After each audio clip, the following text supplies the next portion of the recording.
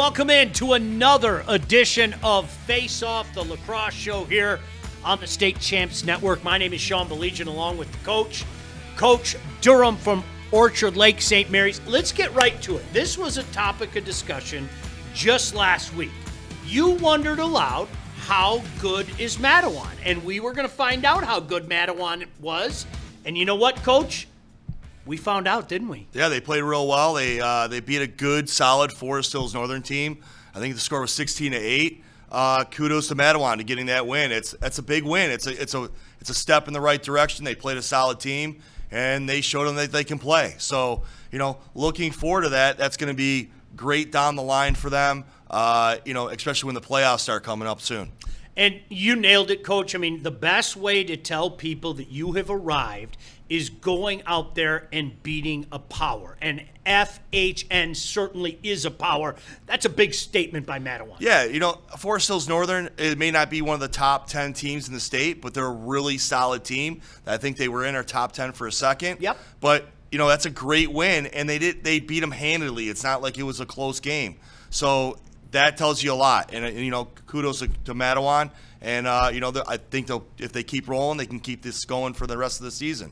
And we'll see what happens when they get to the Division II playoffs. One of the things that we want to do before we look at our Warrior Lacrosse Player of the Year and look at the updated top 10 is we want to explain to people, Coach, I think there's some general misunderstanding from people out there about the MHSAA playoff seeding and how it works. So without further ado, who better to explain it than the coach? So I've been on the committee a couple times in the past. It's been some years, but one of the things that we did as lacrosse when we came into the MHSAA is we wanted to guarantee that we could seed the tournament, which I think is the best thing. We're the only sport to do it. It's kind of our baby. What we do is we pre-seed ahead of the season. So they base it off the year prior, and they put teams in certain spots, and they rank them from the end of the year. And then usually they put them in regions from there. Now, you see teams like, let's look at Division II or Division I right now. You see Brother Rice, EC Heartland. Those are all, they've had great seasons for several years.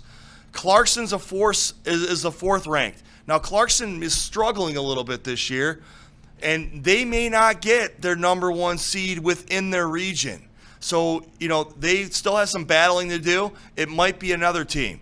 The same thing goes for some other schools, but it just depends. You see more discrepancy in Division II than you do Division I, but what happens is that Division II, if you look at those schools, for example, Cranbrook struggled a little bit this year. They're seventh. They were ranked seventh preseason.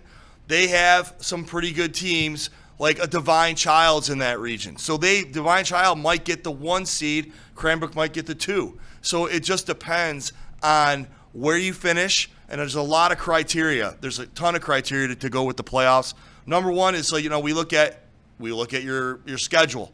Not me, but the MHSA, the committee looks at the schedule, strength of schedule. They look at overall record. They look at head-to-head. Hey, what teams beat what teams in that region? They look at the MPR. They're basically their power rating from the playing schools in the state of Michigan.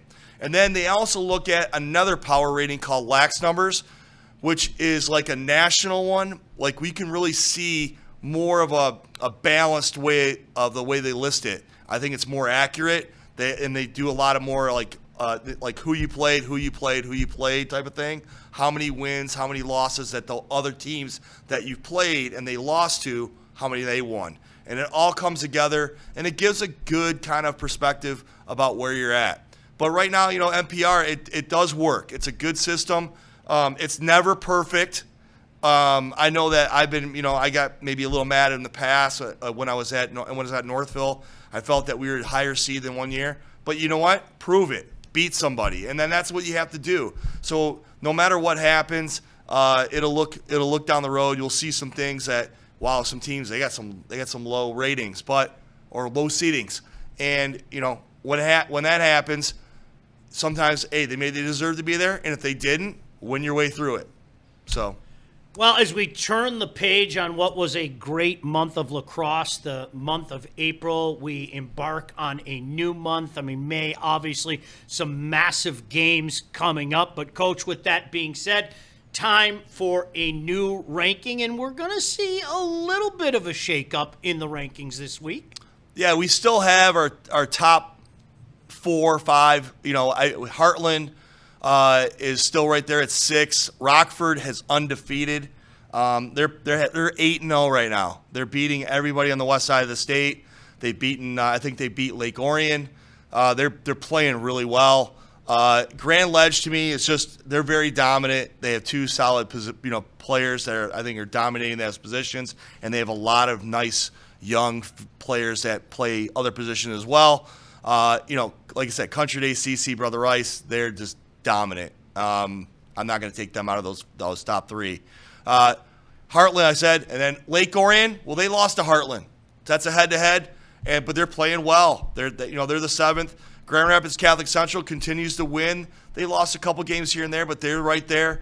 And then Forest Hills Eastern continuously plays really well. They got some solid young players. They have a great young coach. And then you got Matawan, who's going to finish the top 10. Hey, you win, we'll see what happens. Well, we are men of our words. That was exactly what you talked about last week, a golden opportunity for Matawan to say we deserve in the top 10. They got a nice win last week, just to reiterate that, and they jumped into the top 10. Time now for our Warrior Lacrosse Player of the Year competition. And let me state this right away, okay? The committee, there has been some conversation. Not just some conversation. Coach, there's been a lot of conversation.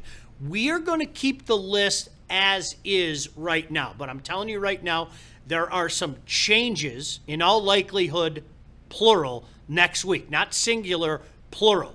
That's a good problem to have in the state right now, and I think the guys on our committee know that, Coach, is there are a plethora of names that deserve to be on that list. The difficult part, of course, is trying to make that list just 10. Yes, that's the hardest part. I mean, it could be 20. There's a lot of great players in the state from all over the state. Like we said before, there's several schools on that list that could have 2, or 3. But there's also other schools that are outliers that, hey, they have players that need to be recognized as well that are very deserving. So I think our list is very balanced. I think the list right now does have 10 of the best players in the state of Michigan, no doubt. And we'll see how they continuously play as we get closer to this is kind of the week. This week and next week are kind of the stretch weeks right before the playoffs. We're 2 weeks away. Next week, I think it's the 8th that the seeding committee meets. We'll have the seeds, and then we'll see where it goes from there. Speaking of committees, our committee will have some conversations about this in the next week. And, of course, that's the criteria that we use. 30% performance throughout the season, 20% level of competition, 20% online vote, more on that in a second, 15% big game performance, 10% team success, 5% highly recruited prospect. And, again, the online vote, that is where you can make your voice be heard. Just go to our website, vote early, vote often.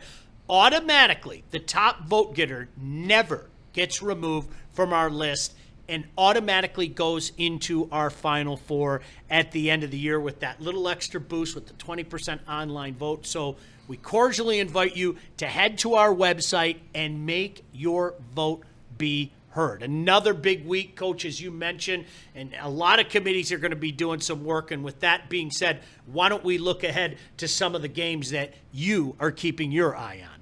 So I think one of the big things is that, you and I, we're big advocates of having, play for something, play for a cause, support a cause. And there's a huge cause going on this Thursday, Okemos versus East Lansing. They're hosting 7:30. It's the second annual mental health awareness lacrosse game. I talked to Coach Van Antwerp today. He's really excited. It's the second year they're doing it. Go out if you can. Go support this. This is a great cause. It's excellent. And Mike is one of the best guys in the game. He does everything the right way. He has, unbelievable integrity, and this is what he loves to have his guys help out a great cause, and that's what it's all about. One of the coolest events, and I'm not trying to make this guy blush, but one of the coolest events I've ever been to in any sport was the Victory Day that you guys had out in Northville. And I remember you called me and said, hey, can you guys be a part of it? And I called some of my other friends in the media. Just such a great event. And that's the one thing, Coach, I'm with you. We can't give enough credit to so many of the lacrosse programs out there that give back in some way, shape, or form. And next week, we want to talk a little bit more about that because there's a lot of giving back across the lacrosse community, Coach. Right. And what if your team does something like this, some kind of event where you're giving back to the community or you're helping a cause out, reach out to me, email me, through me Twitter or whatever you have to do, or Sean. Hey, we'd love to hear about it, and we'd love to put it out here, and we want to help people spread the word as well. Some of the other games to look forward to as we look ahead to the next weekend, Coach. We'll have them on the screen in just a second. Some big ones in that group. You know, I like that Birmingham at Forest Hills Eastern. Those are two really good teams, some really solid players. I look forward to that game a lot. That's kind of the headliner for the weekend right there. You know, if you have a chance to venture down to Indianapolis Cathedral, Country Day is playing one of the best teams in the Midwest. That'll be a great game as well. And Country Day is, you know, they're playing really well. You know, I love rivalries. Friday night, if you're local, you know, Royal Oak Shrine at Royal Oak. And then afterwards, hey, head down to downtown Royal Oak and, you know, go have dinner or something like that. But I think that's going to be a good rivalry game. It's nice to see. You know, living at Royal Oak for when I was, you know, back in my younger days, it was a great place to hang out. And I look forward to that game. And then we have, you know, CC is at Dublin Jerome. I don't know if any of you guys are going down to Columbus, but if you've ever been to Dublin, a fantastic area, that is going to be CC playing, I believe it's Division II state champ from Ohio, Dublin Jerome. And then you got TC Central is coming down. We've seen a lot of stuff out of them lately. They're coming down to play Notre Dame Prep. That'll be a really good game. I think those are two balanced teams. And then I know that BC Lakeview is at Hazlitt. That's kind of a middle of the state battle there. And then finally Saturday night, Salina South Lyon Unified East. That's a 7 p.m. start. That's kind of the end of the weekend for them, and I think those are all solid games. You know, there's one more that I'm going to keep my eye on. I'm intrigued to see what Orchard Lake St. Mary's does against Cranbrook. There. See, I can say it. He can't say it. I can say it. And at the time of this taping, we're just a few hours away from that game. So really, really looking forward to that one. Coach, always a pleasure, man. Time flies when you're having fun. But again, we cordially invite you to go to our website, take part of our Warrior Lacrosse Player of the Year competition. And just to reiterate what Coach said, if your program's doing something, I don't care if you're one of the players, you're one of the coaches, you're one of the parents, reach out to us. We'd love to help tell your story and share your story with everybody else. For the coach, Greg Durham, my name is Sean Baligian. We are going to hand it off to the ladies that are doing a fantastic job with the draw. Take it away, ladies.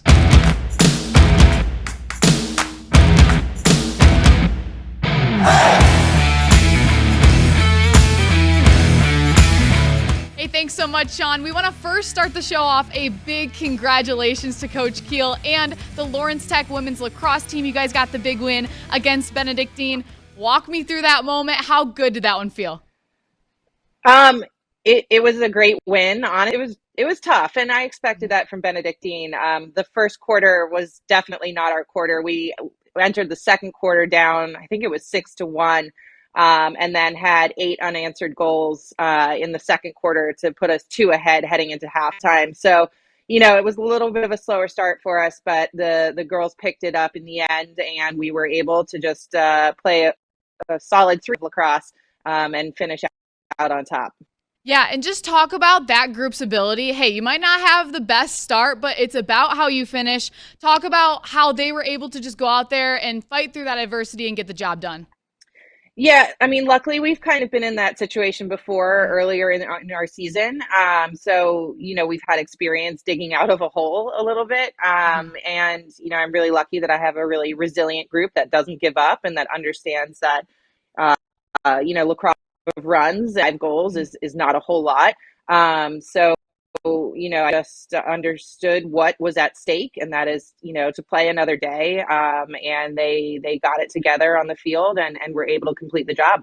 And at the time of this taping, you guys, the job isn't done yet. You guys still have some more fighting games left to play. Just talk about what you are really expecting moving forward and some adjustments you might want to see. Yep. So tonight we're playing Cumberland's. We played them regular season and lost. I think it was by 3 goals. Tough game for us, not our best showing. So, we're kind of looking forward to being an underdog tonight. It takes a little bit of that pressure off of our shoulders. So, again, we expect fast and furious from Cumberland's, and we're going to study as best we can before the game tonight. But at the end of the day, we know what we need to do to get the job done. So it's just go out there and play some great LTU women's lacrosse and have fun while we're doing it. Yeah, absolutely. We'll be cheering you on. We're really excited. And thank you for joining still. I know you've got a busy schedule. Hey, and we got some really good weather for some great games this week. We want to jump right into Brighton. They took on Detroit Country Day, and Detroit Country Day got the big win again, 2013. We've been talking about them a lot so far this season. They've been putting up great numbers offensively. Just talk about this group. And, Brighton's a team that's in your rankings, but they're able to just handle business and get the job done. Yeah, I had a chance to go watch Country Day versus EGR, and I think that game really gave them a lot of confidence heading into this matchup with Brighton. The offense, and in particular, the draw team was really clicking. They were able to win the draw, go down, put the ball in the net, in less than 30 seconds. So they're playing fast. They're playing creatively. Their offense is really humming, and I think they have a lot of firepower that Brighton just, had trouble dealing with.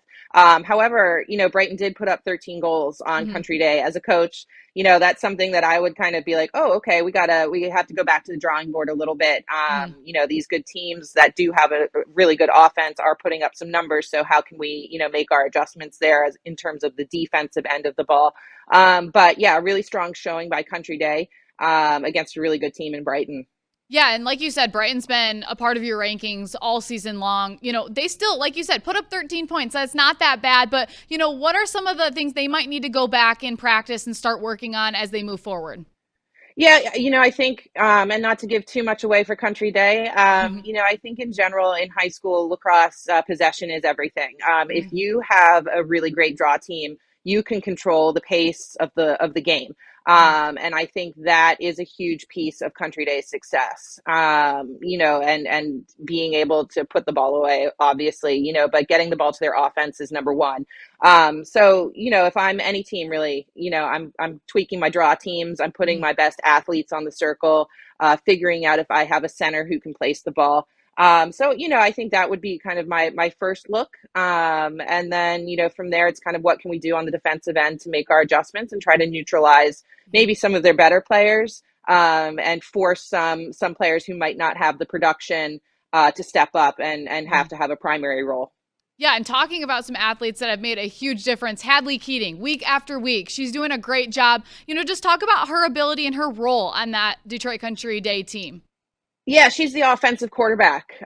She has a really spectacular vision for the field, so not only can she slip right under most defenses and put the ball away herself, I think she has a great vision for the field and a really high lax IQ. So she's setting up the play, she's orchestrating everyone. And I think it really takes a load off of the midfielders as well. So it's really nice to get down there as a midi and have that attacker who can kind of settle things down, read the pace of the game, and do what she needs to do in order to help the team out. She's the ultimate team player, and again, just the offensive quarterback down there. Yeah, and talk about another powerhouse. Grand Rapids Catholic Central, they took on Forest Hills Central, got another big win, 18-5. Just a dominating performance by them. How are they also able to go out and just put up these numbers against these teams? Forest Hills Central, they're in your top 10 as well. Yep, kind of the same thing. Draw controls. They have a really great draw team, and when you have a really great draw team and a really great offensive unit, it's hard to stop that.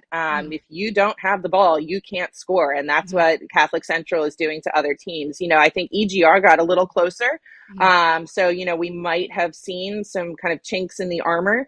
For Catholic Central, a week ago, I think is when they played. I think it was a 14-10 outcome with a Catholic on top there. But it's a great defensive unit. They're running a zone defense, and then they're offensive production is off the charts. So they're rolling right now. So they're firmly in that number one spot. Yeah, and as a team going against some of these powerhouses, I mean, Forest Hill Central, well, it's got to be the mindset kind of going into this game. This is a team that's really good, but, anything can happen on any given night. Yeah, exactly. And I think, it's exciting right now in women's lacrosse at all levels. We're seeing the parity increase. Teams are getting closer and improving every single year. So, I think it's about trying to figure out what your strengths are. Is it the ground ball game? Is it the draw game? Or do you have a top defender that you can face guard on one of their top attackers? Or is it controlling the pace of the game, slowing it down, taking your time on your offensive possessions? So, I think it's a matter of just doing your homework, scouting, seeing what you can do, and trying to kind of minimize your weaknesses and maximize your strengths. Hey, and you said it. There's great lacrosse all across the state. Two teams we haven't mentioned yet this season, Salem and Livonia. Salem got the win right there at the end, 14-13. Just this one was a nail biter. I mean, come on, you got to love these games. Talk about Salem's ability to just really close this one out. Yeah, again, two teams that have really improved over the course of time that at least I've been in Michigan. A lot of fun to watch, and it's really improving the overall level of lacrosse in the state, which is really exciting. Salem, led by Melina Cotter, Syracuse commit, just a stellar player, a great human too, but a really, really dynamic lacrosse player. I think she's going to fit in really well with the Q style, the really creative stick skills, really, challenging and pushing the envelope in terms of, what she can do with that stick on the field. So really exciting stuff from both teams. And I think it's a really great sign for the direction that girls lacrosse is headed into the state. So, big thanks to the coaching staffs on both squads for really, stepping up and committing to helping their teams develop and grow. Yeah, absolutely. And hey, you get that win last minute. I mean, what kind of momentum that brings so much excitement to the team? What does that bring for them really moving forward?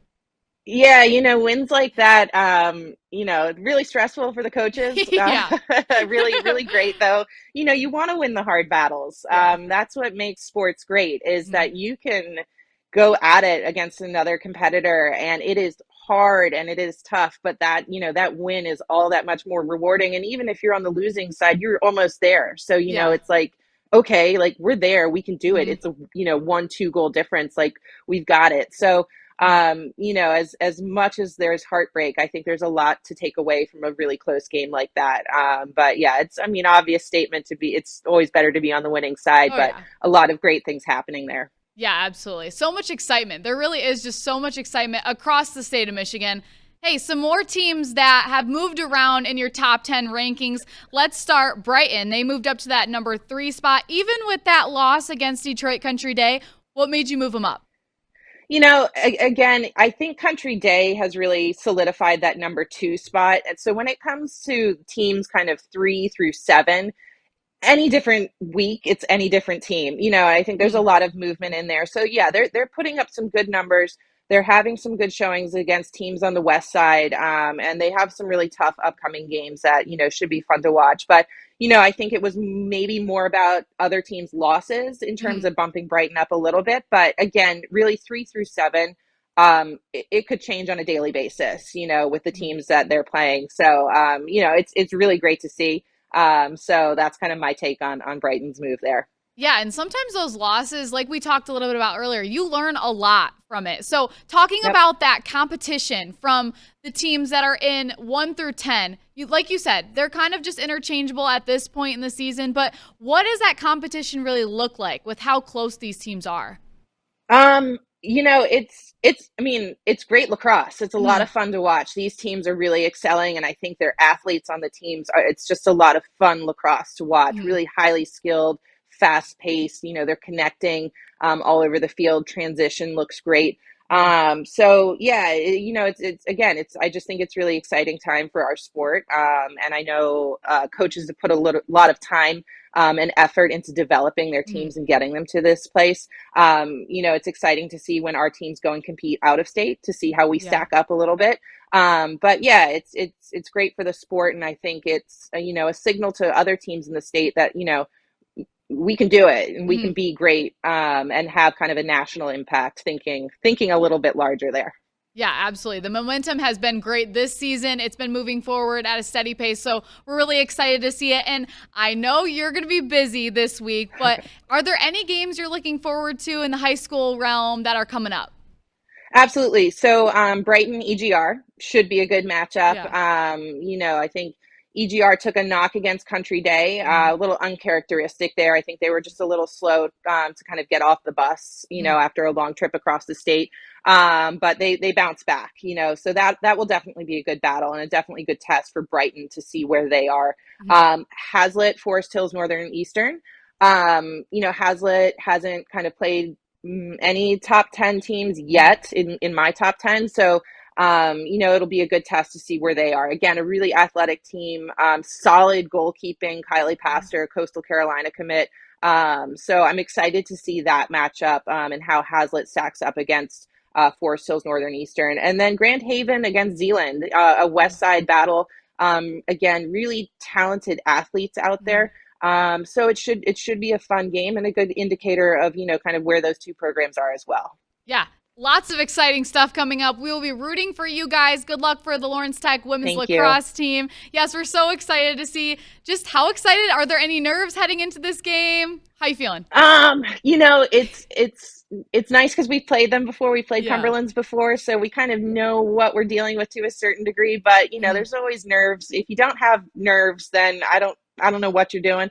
Exactly. So it's really exciting. And hey, we're just really lucky and really grateful that we have an opportunity to play again as a team. It's a great group of gals. So excited that we get at least one more day together. Yeah, we'll have fun, soak up the warm weather. We've got some warm weather here too, so we'll make sure we get all those highlights for women's lacrosse, and we'll see you guys next week. Thanks for tuning in.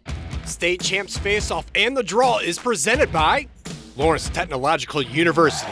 Be curious, make magic. Faceoff and the Draw is also brought to you by the Michigan High School Athletic Association, promoting the value and values of educational athletics. The Michigan Army National Guard, a proud sponsor of the MHSAA. Warrior Lacrosse, Michigan-based, Michigan-built. Visit warrior.com. And the Detroit Athletic Club Foundation's Michigan High School Male and Female Athlete of the Year Award.